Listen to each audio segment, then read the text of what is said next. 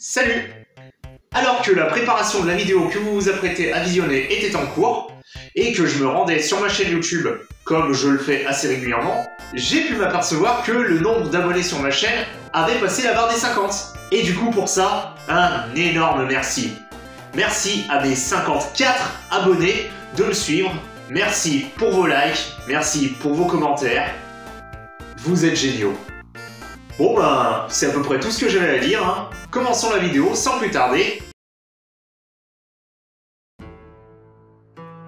Yo, mes salutations, j'espère que vous avez la forme.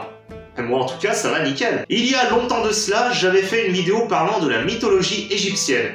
Mais figurez-vous que la mythologie japonaise, j'aime bien aussi.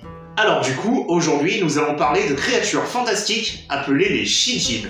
Mais les Shijin, qu'est-ce que c'est? Eh bien déjà, pour commencer, les Shijin, ce sont des yokai. Les yokai sont des êtres fantastiques issus de la mythologie japonaise. Bon, parmi les plus célèbres, vous avez le Kitsune, le Nekomata, le Kappa... Bon bref, je vais peut-être pas vous faire tout le Pokédex. Et parmi ces créatures mythiques, il y en a 4 qui ont particulièrement retenu mon attention. Ces 4-là sont les gardiens du ciel et des 4 points cardinaux. Ils ont aussi le nom de gardiens des 4 directions. Et parmi ces 4 animaux sacrés gardiens de la voûte céleste, on compte d'abord Seiryu, gardien de l'Est, représentant le printemps, parce que oui, en plus de représenter chacun un point cardinal, chacun des Shijin représente également une saison. Du coup, c'est encore plus la classe. Représenté sous la forme d'un majestueux dragon couleur azur, en plus de Seiryu, celui-ci peut être appelé de plusieurs autres noms, tels que Soryu, Shoryu ou même Shinron.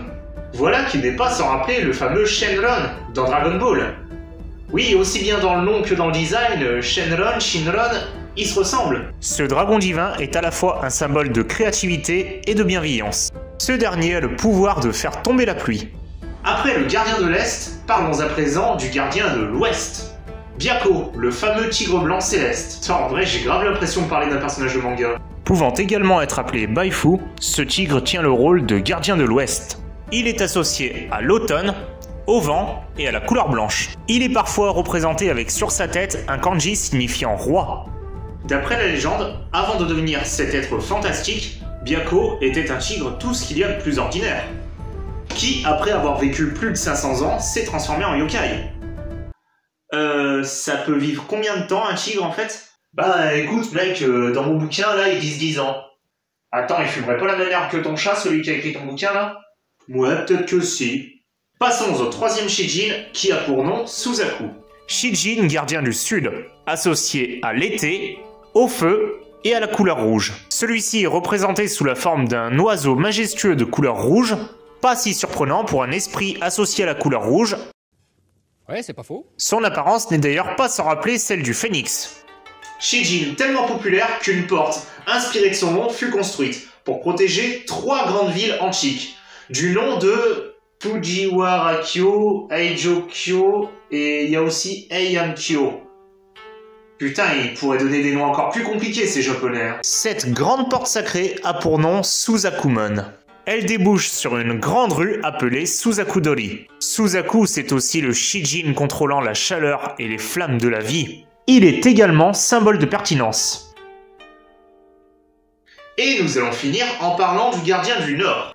Et d'ailleurs, je ne sais pas si vous l'avez remarqué, mais dans un quatuor ou un trio, il faut toujours qu'il y en ait un plus dark que les autres. Genbu, représenté sous la forme d'une chimère à mi-chemin entre le serpent et la tortue. Dernier des 4 Shijin occupant la fonction de gardien du Nord.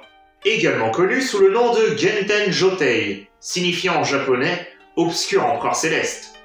Ah, je vous l'avais dit qu'il était plus dark que les autres. Ce Shijin est associé à l'eau, à l'hiver et à la couleur noire. Il est à la fois symbole de connaissance et de savoir, mais aussi d'obscurité et de mystère. Celui-ci est vénéré dans le sanctuaire Shinto Genbu Jinja, à Kyoto. Et voilà, vous savez à présent ce que sont les Shijin, les 4 gardiens célestes. J'espère que cette vidéo vous aura plu. En tout cas, chers amis, prenez soin de vous, et jusqu'à la prochaine vidéo, je vous dis à bientôt.